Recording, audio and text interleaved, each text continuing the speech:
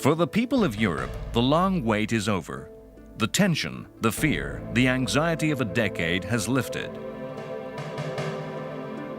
The pace of history had accelerated in the last year, taking the continent on a roller coaster ride of emotions. In 1938, Britain had feared war, issued gas masks, and called up reserves as Hitler took the continent to the brink of conflict over his demands that Czechoslovakia's German minority, the Sudeten Germans, be incorporated into a greater Germany.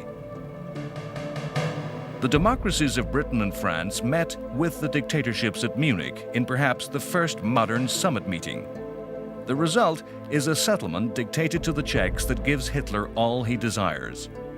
The people of Europe rejoice at the news, believing a new order has come to pass, one that promises a lasting peace, with a commitment by the great powers to negotiation, not war. The continent believes Hitler has no further demands. The Sudetenland joins the Reich. The illusion of success crashes to ruins within months. The remainder of Czechoslovakia is torn apart, divided by avaricious neighbors orchestrated by Germany. The Nazis now target their ambitions upon the state of Poland, demanding the return of German territory given to the Poles after World War I. These demands conceal a dark strategy of endless German eastwards expansion, the product of an insatiable hunger for land to be taken from Slavic peoples thought inhuman by Nazi ideology. There can be no compromise, no appeasement. Unlike the Czechs, the Poles refuse to bow to Hitler's demands. Britain joins France in making an alliance with Poland. The final connection of the path to war is made by Joseph Stalin. The Soviet leader makes an alliance with Hitler. The deal gives Hitler a free hand to destroy Poland. The communists are rewarded with half of Poland, pushing their borders westward. In just weeks, the Polish state is torn apart, destroyed, either subsumed into the German Reich as German territory or subjected to the darkness of occupation by either Nazi or Soviet troops.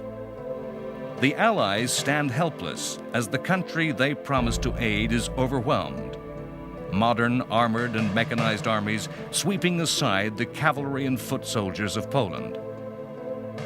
Then, nothing. After weeks of furious fighting, calm descends on the continent.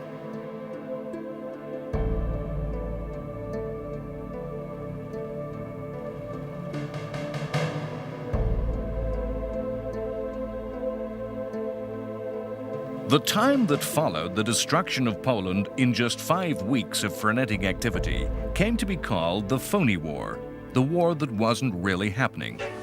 Now imagine me in the Maginot Line, sitting on a mine in the Maginot Line. Now it's turned out nice again, the army life is fine. The phrase was coined in the United States. Britain talked about the Boer War and the Twilight War. The French talked of La Drôle de Guerre. In Germany, they called it the Sitzkrieg. France and Britain demonstrated their decision to end appeasement and honored their decisions to aid Poland. But the democracies did little to actually help Poland in any material way. They did little that could indirectly help the Poles by distracting or diverting Hitler's attention.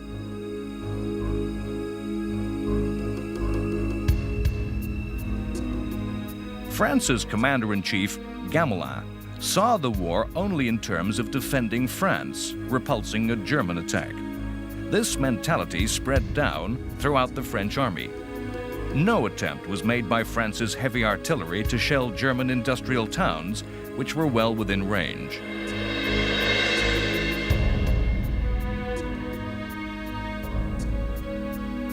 Small probing attacks were made into Germany.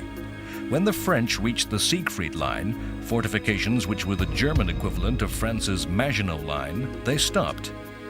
The inactivity, the passive waiting, sapped the moral strength and the will of the French army, demoralizing the many thousands of reservists summoned away from their civilian lives. Britain proved equally reluctant to engage the Germans. Britain, in particular, was seized by fear of air raids. A proposal by the RAF to set alight the Black Forest was rejected, the bombing of German arms factories forbidden as an attack on private property. A proposal by Churchill to mine Germany's rivers, important arteries to the economy of the Reich, was rejected by both Britain and France on the grounds that reprisals might be provoked.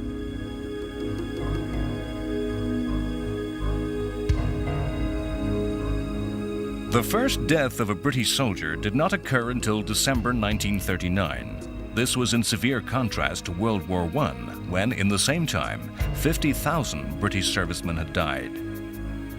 It's no surprise that the war seemed phony. The public mood of determination and resolution that had swept the democracies when war broke out gradually faded away. The willingness to resist an expected immediate attack melted into boredom. The blackout, the rationing of food, the evacuation of children far away from home, the closure of places of entertainment became irritations. The numerous emergency laws passed in the first months of the war imposed controls and interferences on and into everyday life that seemed pointless and irrelevant. It was not just Allied passivity that created the phony war. The Germans were in no great haste to raise the pace of the action. They sought to consolidate their gains in Poland. Some German generals thought the army not ready for war and hoped, as many did in Britain and France, that the war might wither away and a peaceful compromise emerge if neither side upset the other. Perhaps another reason for the phony war is the simple fact that the weather of that winter was some of the most severe in living memory.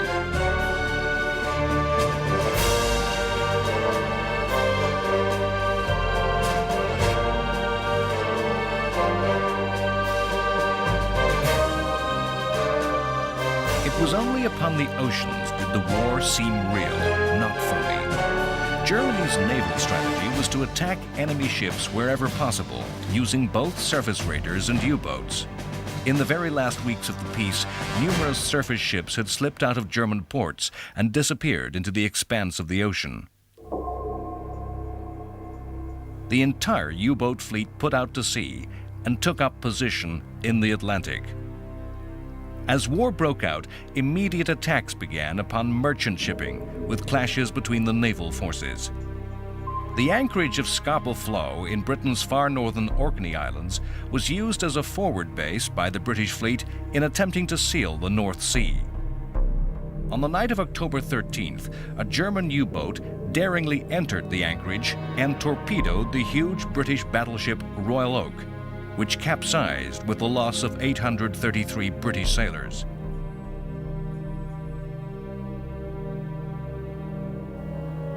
In the coming war, the U-boat and the aircraft carrier would become the dominant weapons of naval warfare. But the first encounters of the war at sea involved surface action. Germany had built a fleet of large ships, surface raiders, designed to make long cruises into the oceans, sinking and destroying merchant trade. One such ship was the Admiral Graf Spee. She had sunk Allied shipping in the Indian Ocean and off the coast of South America had fought a battle with British forces, which she had powerfully outgunned. Engine problems forced the Graf Spee to take refuge in the neutral Uruguayan port of Montevideo. In classic subterfuge, the ships of the Royal Navy used false signals to convince the Germans that a massive British fleet was assembling over the horizon. The Germans chose to scuttle the Graf Spee. The encounter was presented to the British people as a great victory.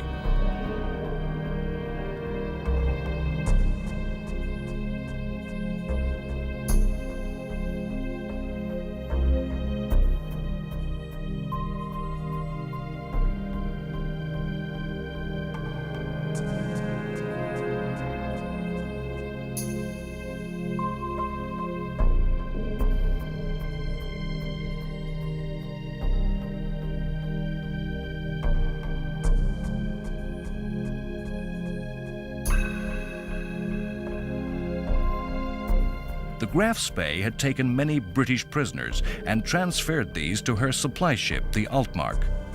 Altmark was cornered off the coast of Norway and took refuge in neutral Norwegian waters.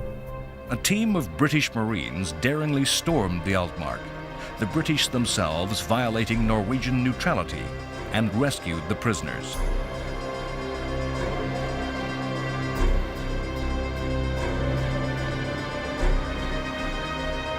Britain had learned some of the lessons of World War I and immediately introduced convoys against U-boat attack, resources restricting the extent to which escorts could be provided.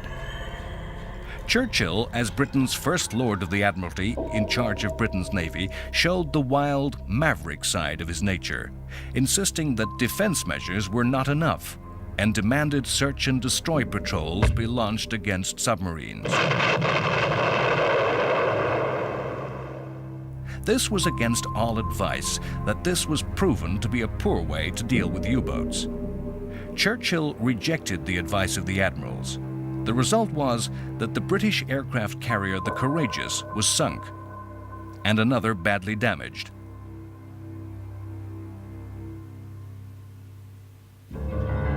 War was being fought on land, in Europe, in the forests of Finland. The global conflict that became World War II was, in many ways, a number of small wars that broke out at the same time and aggregated together.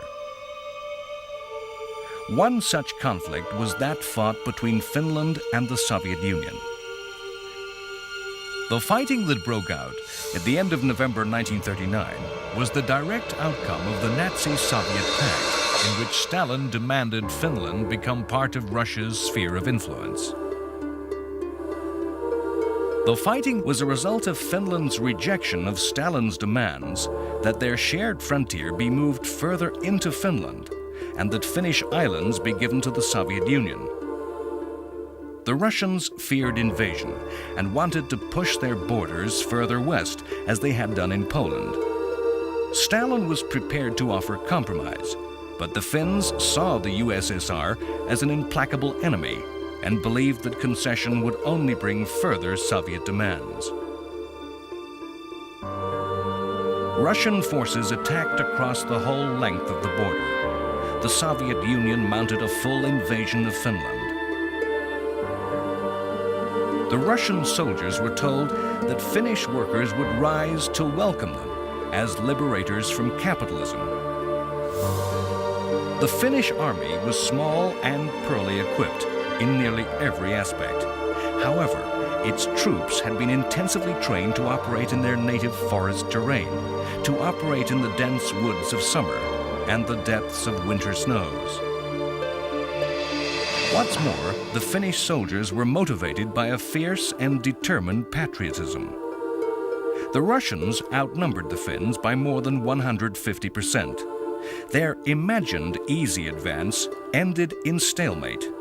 The Finns absorbed and repulsed repeated attacks, and the Russian superiority in air forces was negated by the short Arctic winter day and poor weather. The Russian tanks were negated by a simple improvised weapon, the Molotov cocktail, a bottle filled with gasoline and tar, which was thrown into tank engines, setting them on fire. The communist tactics were naive, separating their tanks from their infantry. The Russian armor was hunted down amongst the forests by Finnish infantry on skis. The Russians attempted to swamp the Finns by weight of numbers, using crude human wave mass attacks. The result was massacre by machine gun fire. Throughout the Finnish War and the early stages of the eventual conflict with Nazi Germany, Soviet forces would be severely weakened by the butchery of Soviet high command in Stalin's purges.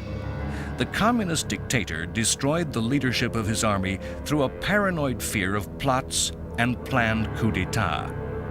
Incredibly, the Russian forces had no white winter camouflage or winter survival skills and simply froze to death through the absence of winter clothing.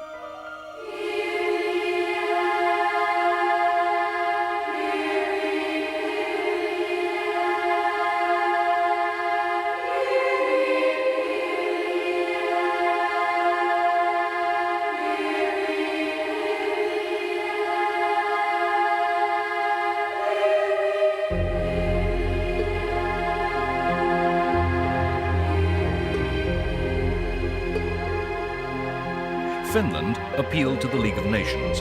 In its last major intervention in world affairs, the League proved as impotent as ever to prevent the war. The USSR was expelled from the League, and all member states urged to support the Finns. With Germany supporting the Soviet Union, such help the world could give Finland had to pass through Norway. So tortuous was this route, the Finns had to fight alone and unaided. As 1939 passed into 1940, the Finns turned to the counterattack and won a series of stunning victories against the Soviets. Whole divisions of communist infantry surrendered, and vast numbers of heavy weapons were captured and turned on the Russians.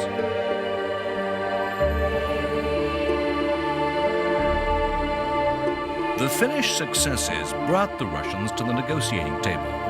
They also made the Finns believe that ultimate victory was possible, and led them to push for a hard bargain with the Soviet Union.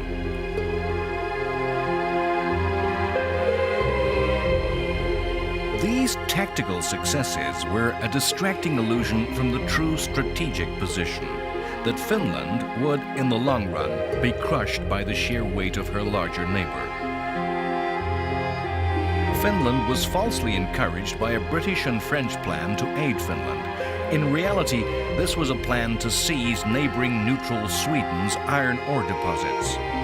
The Finns judged that it was not a serious offer that Britain and France would really carry through. In the time being, as the negotiations persisted, the Soviet army reorganized and mounted new, heavier attacks. The Finnish army could take no more, and in the end crumbled.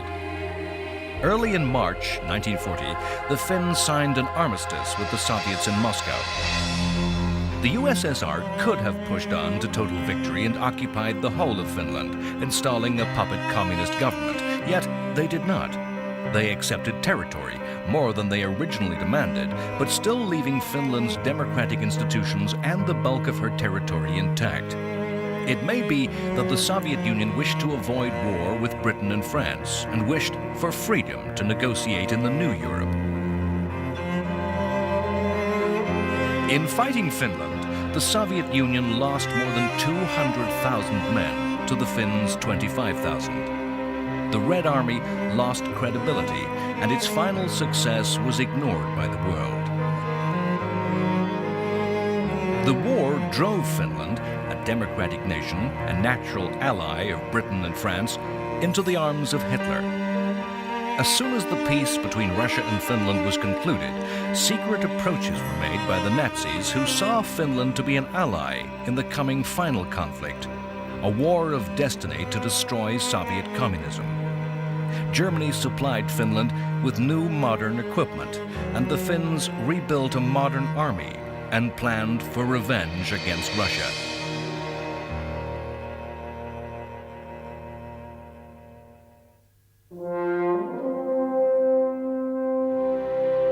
The armies of 1939, the armies which took their place in northern France, represented a way of fighting war, a relationship between the armed forces and society that is almost impossibly remote to the present. The British force that was slowly, unit by unit, being ferried across the Channel to the fields of northern France went under the title of the British Expeditionary Force. It went under the same name as that borne by the British Army in the First World War. The army resembled that of 1918 in more than just name. In appearance and mindset, in philosophy, in the mental framework of the senior officers, it was a war equipped to bring victory in 1918. It is a fact of military history that victorious armies prepare for their next war by anticipating an exact replica of the past. One of the first acts of the army was to prepare trench lines, constructing the defensive positions which had dominated the fighting 20 years before. Initially, in the month following the outbreak of war, the BEF comprised of little more than 150,000 men. It was placed along the Belgian border between two French armies and under the overall command of French generals. In addition, an expeditionary air force was created by the RAF. This had just under 10,000 men, with 12 squadrons of aircraft. This BEF was modern in that it was motorized. Its troops traveled on trucks, not marched on their feet. Its heavy artillery, the big guns, weren't towed by horses. They were mechanized. But the BEF was not an offensive force that could carry the war to Germany. Its strength was diluted, not concentrated into specialized armored units, as had been so powerfully demonstrated by the Germans in Poland. It lacked adequate communications. It was poorly trained. The air component was weak and not integrated to supply any real support for the army.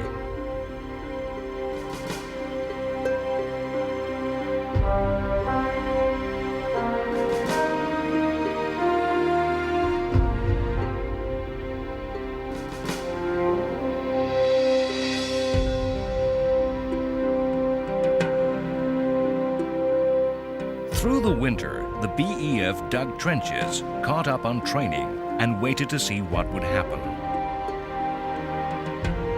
In the spring of 1940, the BEF was supplemented by territorial units, reserves of part-time soldiers. Its strength then began to approach 400,000, but nearly half of these troops were little more than labor, had little military value, and almost no equipment.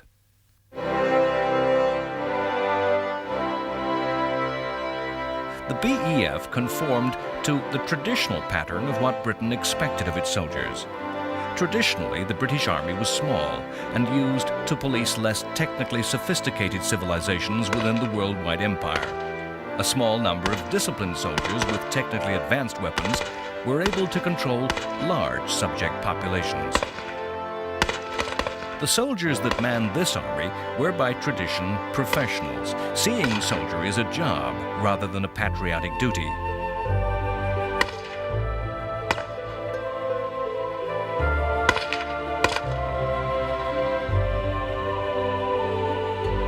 Tanks had been one of the most startling innovations of the First World War.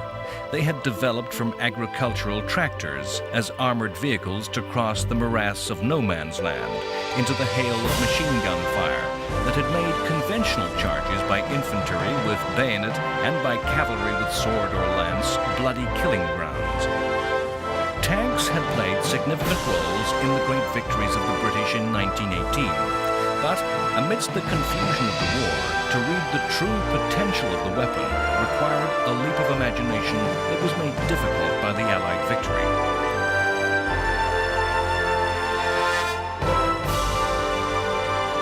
The British Expeditionary Force was a conventional, traditional army that simply added tanks to the normal structures. The thinking that guided the BEF was the product of severe debate between the wars on what a tank could do. Those who argued for all armored formations as adopted by Germany were sidelined and defeated. So the BEF was an army where infantry fought on foot, guns were towed to battle and dug in for set-piece bombardments, and cavalry, although now in armored vehicles, used lightly armored vehicles that would enable them to fulfill the cavalry's role of scouting and pursuit of defeated infantry. Tanks were attached to the infantry to allow foot soldiers to cross no man's land. The British Army traditionally was small and professional. France had a different relationship between soldier and state. The tradition of the citizen in arms that dated back to the Revolution remained. As a continental European power with borders with aggressive neighbors, France had traditionally maintained a large army based upon conscription, upon national service, upon the duty of the citizen to the state. Once again, in 1939, their army had been called up, reservists mobilized. It was a massive force of nearly 3 million that stood alongside the British Army. To create this vast army, France had relied on each generation of its young men passing through conscripted national service. The bulk of these vast numbers of reservists were placed in the uniform with just a single year's training, as much as 10 or 15 years previously. In terms of military thinking, the French had failed to learn the lessons of World War I, as had the British.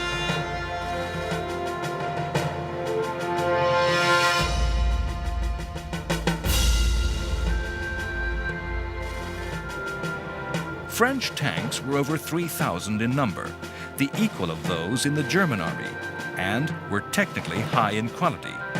But they were designated to accompany infantry, not to act as an independent strike force. The army as a whole was poorly equipped. France was unable to bear the economic cost of supplying such a huge force with mechanized transport.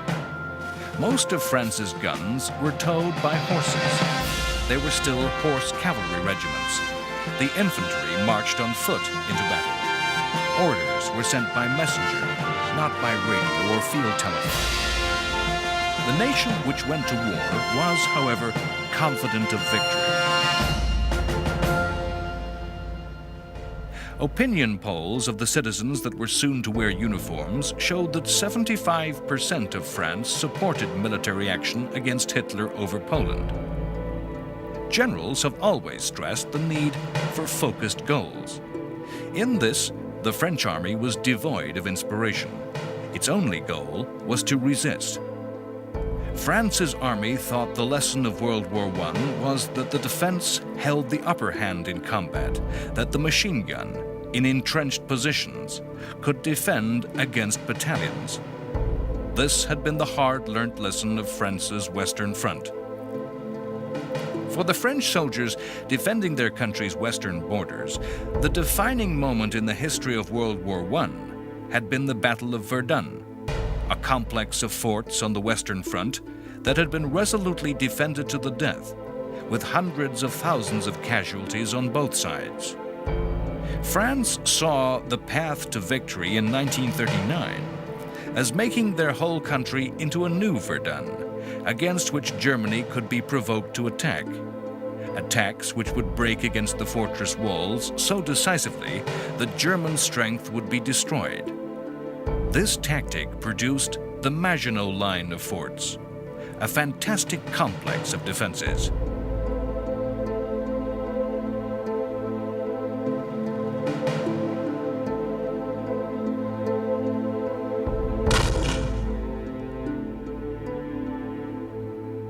In the spring of 1940, the British Army also sent troops into these forts, and many of the fortifications which British soldiers hastily dug and reinforced were attempts to extend the Maginot Line towards the sea.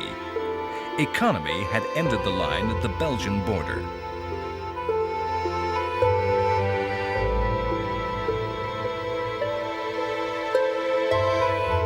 Britain and France were both centers of large worldwide empires, and often the soldiers both countries deployed were troops from those empires. Indian troops were to be seen in the fields of France as part of the British Army.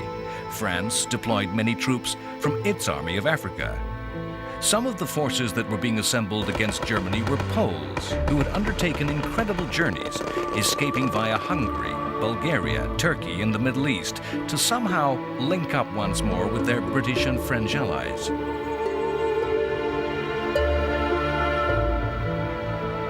A definitive mission of the Phony War were the raids which the British and French air forces did mount against Germany.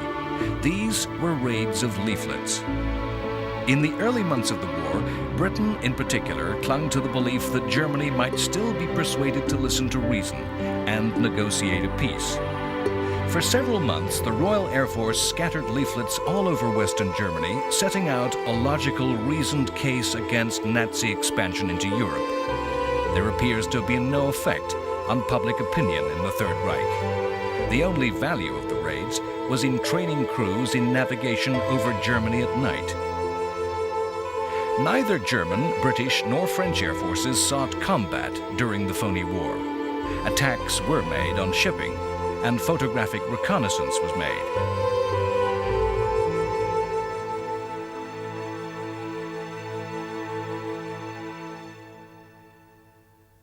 If, during the Phony War, the events on far distant oceans and peace on the supposed battlefields of Europe seemed remote and disconnected from the everyday experience of the population, so too must have seemed the far distant events of Asia. Few Europeans may have given much thought to the vicious war that was being fought in China by the army of the Empire of Japan.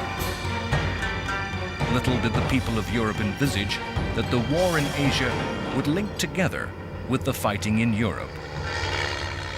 Japan was fighting to occupy and control the resources of China, a vast but weak and chaotic country.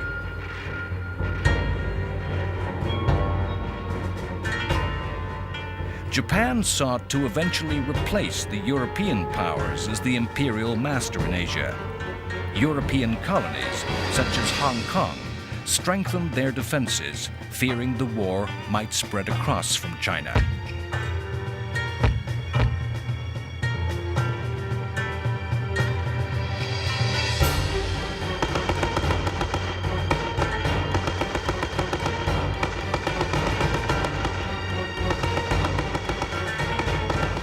That war was itself a complex tangle of wars, a conflict within conflicts.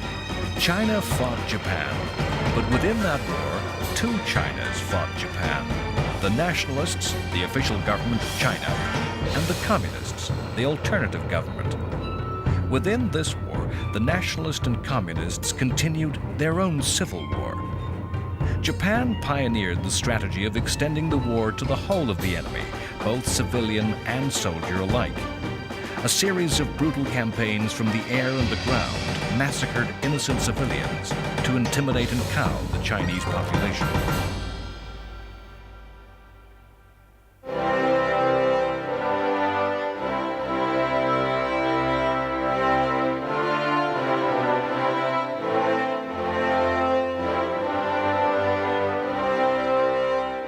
On March 7, 1940, the Queen Elizabeth, then the largest passenger liner in the world, completed its maiden voyage, docking in New York. The liner had dashed across the Atlantic at top speed. The voyage was kept a total secret. The ship had traveled alone, without escort, relying on her high top speed to outrun any possible attack by Germany's U-boats. She was sent to New York to complete fitting out and escape attack by air raids. The enormous size of the liner and her high speed made her as potent a weapon of war as any battleship, delivering the resources of war in vast quantities. In the coming years, she and her sister liner, the Queen Mary, would make any number of high-speed journeys across the ocean, always alone, always in top secret. In April 1940, the phony war disappeared and broke into real action. Germany mounted an invasion of the neutral Scandinavian country of Norway. Hitler saw Norway as a weak northern flank. The remote port of Narvik in the far north of Norway was the outlet for Swedish iron ore, essential for the German war effort. During the Finnish-Russian War, France and Britain had planned to seize the port and deny it to German shipping on the pretext that they were aiding the Finnish fight against Russia. This scheme was abandoned after the Finnish collapse against the Soviets. Germany's war effort was largely economically self-sufficient and did not depend on international trade. For those resources which Germany did not possess, rubber and oil, advanced technology had found exact substitutes which could be created from coal. One of the few materials which Germany needed to import for its armament industry was ore, with which to produce the highest grade steels. These had to be obtained from Scandinavia, actually from the neutral country of Sweden, but via the equally neutral Norway.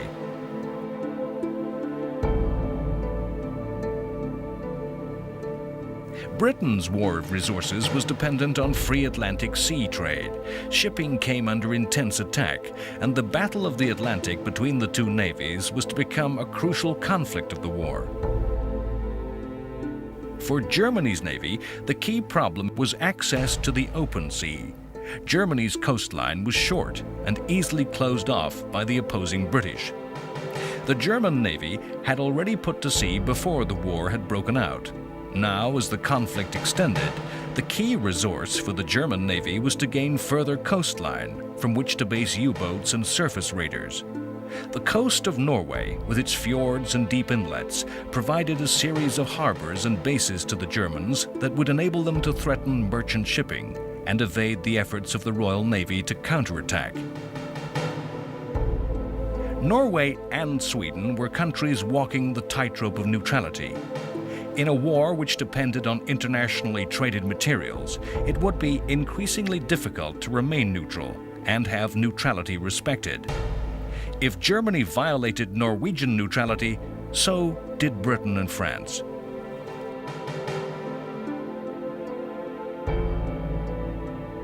At the same time as the attack upon Norway, the Nazis turned against Denmark. Denmark had remained a neutral country in every European affair since 1815 and was accepted by all powers as part of Germany's backyard. Denmark was by nature pacifist in politics, with the military held in low regard. In 1940, the Danish army was just 14,000 strong, the Navy just 5 ships, the Air Force 50 planes.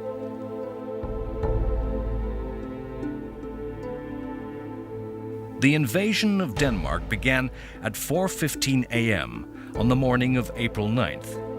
The Danish government capitulated just 1 hour and 45 minutes later. Denmark was attacked because it was in the way, an innocent bystander in the path of the attack upon Norway. All the countries that were to come under occupation in the war had to choose how to deal with their conqueror. Denmark chose the path of least resistance. As a result of the capitulation, the Danish government retained power over Denmark's internal affairs. The price was what some call collaboration. Yet it was a policy supported by elections. For the Danish population, it was a recipe for survival. Norway had hoped to remain neutral. Although a country comparable in size to Denmark, its armed forces were stronger, and the country was to provide a stronger resistance to the Nazis. Norway had its own Nazi party, and its leader Vidkun Quisling was installed by the Germans as president of the occupied Norway. His name was to become synonymous with treachery and collaboration as he tried to impose a Nazi system on his country. As the Germans mounted their invasion, their troops embarked, their aircraft and ships fueled and armed. They were taking part in a carefully planned operation to grab resources needed to further fight the war. History conceals from us the confusion endured by both sides in 1940. If there is a lesson of military history, it's the way in which the most extensively planned operations simply do not turn out as planned. The fighting in Norway became caught up in just such confusion. As the German forces sailed up the coast, they encountered British forces, not a defense. They were involved in an offensive operation of their own. There had been intensive pressure in Britain to end the phony war, to do something. Britain and France had decided, unbeknownst to Germany, to lay mines in Norway's coastal waters. The aim was to force German shipping out from Norway's neutral waters into the open sea, where they could become victim to British destroyers and submarines. The mining operation ran into the German invasion. Hastily, the British revived the plan to occupy Norway. It was planned badly, poorly controlled, and from the first to last, an operation conducted in a climate of confusion. The action started badly. Units embarked on ships, got off their ships, were ordered back aboard, leaving behind their heavy artillery. An amphibious operation, it was planned by admirals and generals who so jealously kept their independence, they traveled on separate ships. The fighting was to be amongst the subarctic mountains and fjords of Norway, yet ordinary British infantry was pitted in combat against special mountain troops of Germany. Troops were sent without anti-aircraft units, only to be subjected to bear constant Stuka attack. Despite some determined action by the Royal Navy, after having been initially caught off guard when British destroyers completely devastated a large force of German ships, the poorly equipped and organized British troops were pounded from the air and driven to constant retreat by the mountain troops, led by some of Germany's best generals.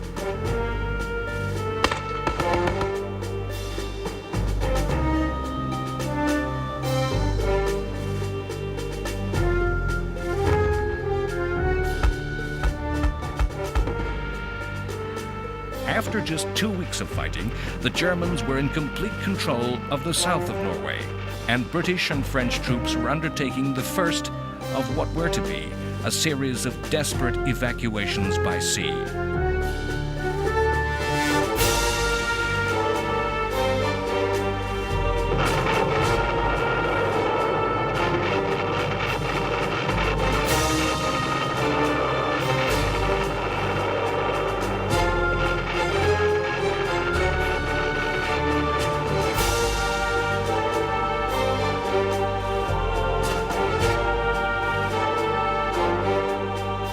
The initiative for this action came from Churchill and displayed Churchill's habit of proposing wild strategic adventures on the fringe of war at its very worst. It was a habit which had caused his downfall once before. In World War I, just such a similar venture into Turkey at Gallipoli had caused the deaths of many thousands of British troops. And since many of those troops had been from Australia and New Zealand, had even threatened the British Empire. Fear and hesitancy that Gallipoli was being repeated only contributed to the failure of the Norway campaign. The combination of the utter surprise which the Germans managed to effect and the chaotic organization of the British and French forces meant that just such a fate may have again awaited Churchill. Instead, the events in Norway were to project Churchill to the height of power. That a disaster that might have consigned Churchill to the footnotes of history catapulted him to a paramount position proves such a thing as destiny exists. The timeline of the war is a complex weave of events, of cause and effect tangled together. Already, elsewhere in Europe, the war shifted into a higher gear. A picture was being drawn upon a bigger canvas as the German invasion of France and the Low Countries began. Yet, in Britain, the chain of cause and effect that spread from the Norway campaign was still to play out. The government had been led by Neville Chamberlain. Chamberlain has earned an unfortunate place in history as the principal architect of appeasement, forever to be associated with the Munich Agreement that had consigned Czechoslovakia to oblivion, with promises reneged and trust betrayed. Chamberlain, in fact, only represented the views of nearly everyone in Britain and her ally France. Chamberlain's fault was to take Hitler at his word. He has compounded his fall in the eyes of history by a series of dramatic speeches that were all too quickly to be confounded by events, to the discredit of the man. On his return from Munich, describing a meeting with Hitler where the dictator had made a vague agreement never to go to war with Britain, Chamberlain had waved a single sheet of paper and famously promised peace in our time. A principled man, Chamberlain had been devastated by the outbreak of war, seeing it as a failure of his political life.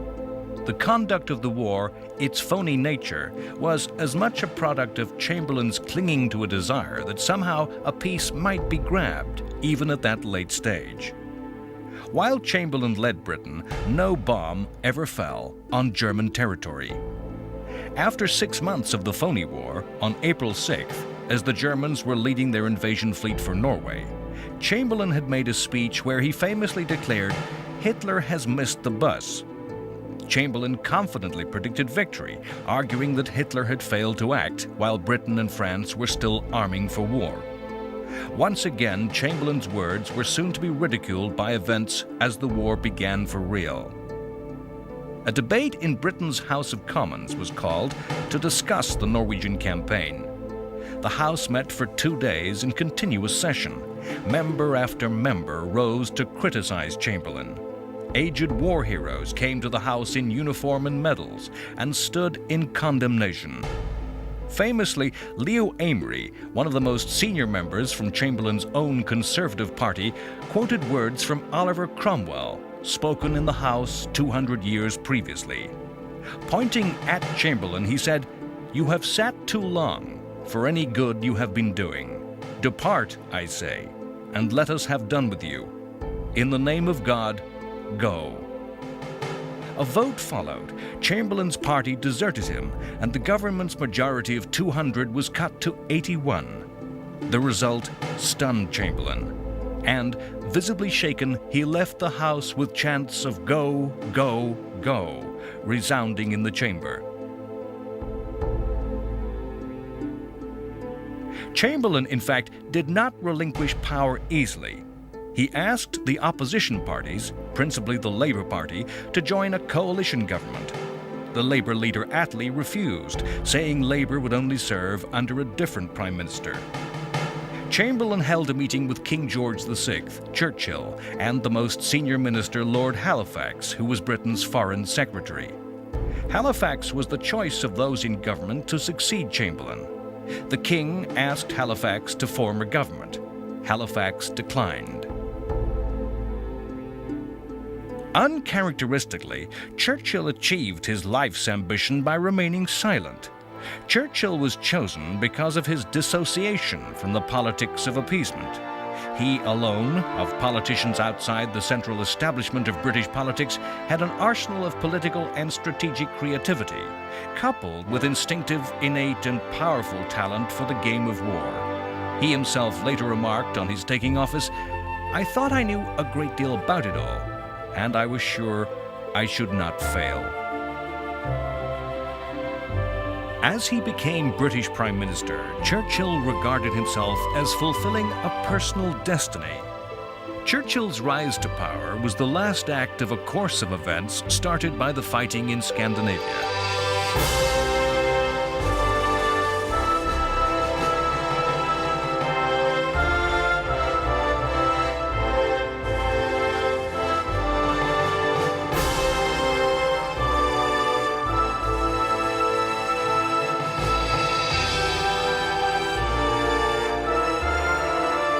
One of Churchill's acts in those first days of office displayed a wise precedence.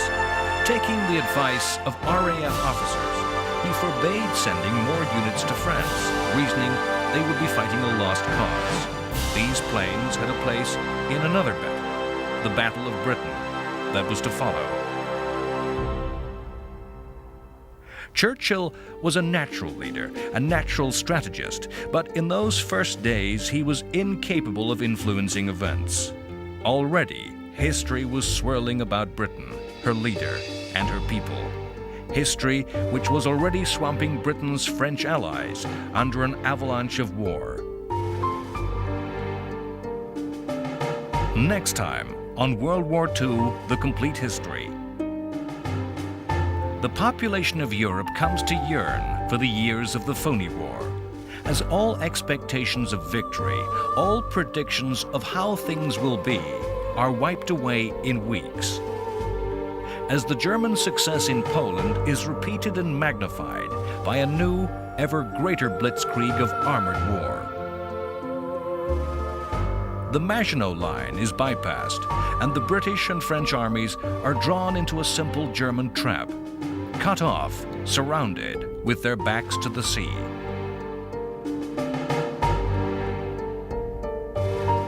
The British are evacuated by an armada of small boats.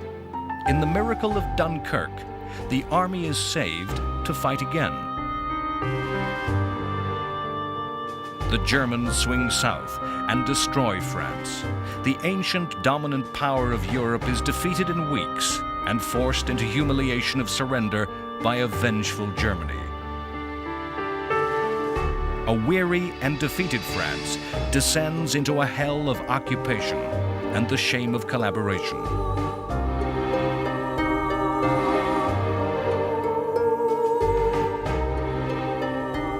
Britain now stands in its direst hour, alone, weak, separated by only 20 miles of sea from her Nazi enemy.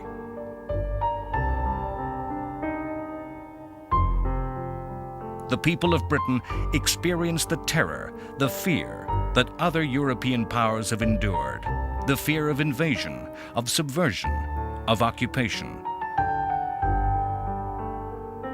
Invasion and attack is expected. Every desperate reserve of improvised defense is deployed. Hitler offers peace once more. The reply from Churchill is of pure defiance. To fight on the beaches, to fight on the streets, to never surrender.